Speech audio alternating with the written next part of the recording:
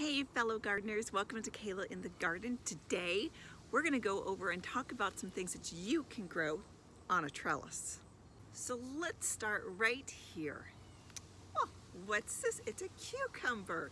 Yes, cucumbers are vining plants. They love to be up on a trellis, and it keeps the fruit off the ground. It keeps it mostly away from bugs. It's a lot easier to find, and it will provide some shade for you. How great is that?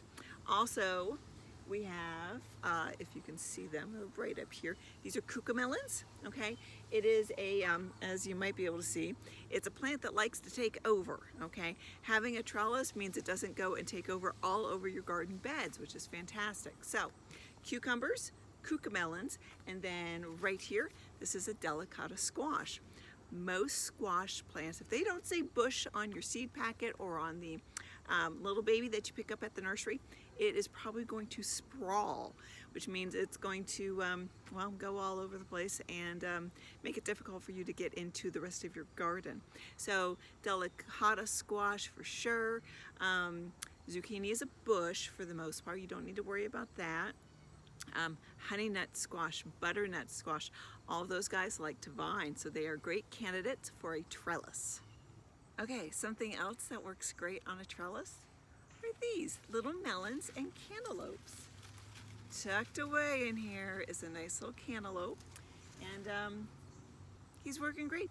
He's going up, staying out of my bed. I still have all of my bed back here to plant in, and again, he's out of my way, and he can just go as high as he likes. I don't care. Okay, so now I'll be honest.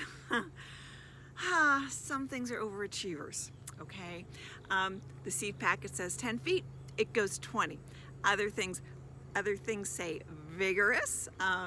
Yeah, it takes over your garden. So be careful what you plant, okay? Here is a birdhouse gourd. Isn't he lovely? Hello. And he starts somewhere way back there. He's probably 40 feet now? Oh my gosh. So can you imagine what a 40-foot vine that sprawls out and sends out all these little tentacles? Can you imagine what that would do to your garden if you didn't have it on a trellis? Wow. Isn't this crazy? That's a birdhouse gourd.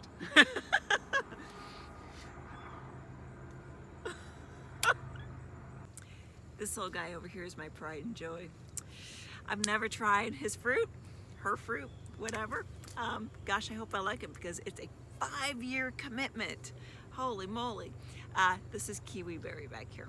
Yes, I have a male and I have a female. You need both in order to get fruit.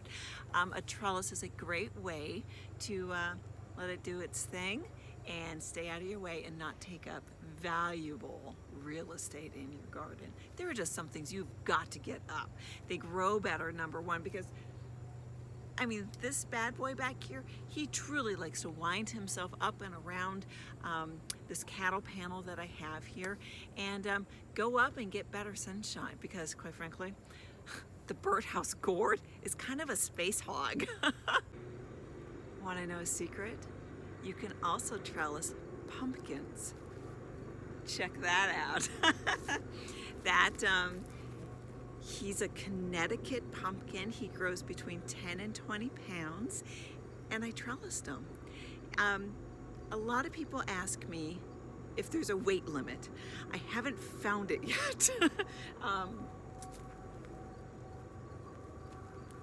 My husband will say I'm not the one to estimate weight because I kind of suck at it. I would guess about 15 pounds right now. Over 10 for sure, and under 20, how about that? And all that happens is that the stem gets thicker. The plant knows what it's growing up, and it will take that into regard and build a thicker stem, okay?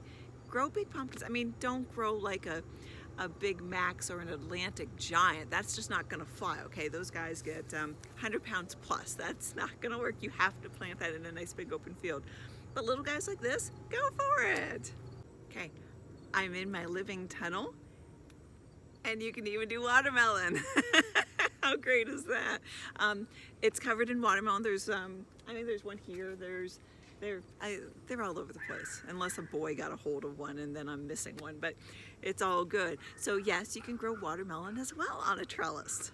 Okay, remember what I said about weight limit? I have no idea yet.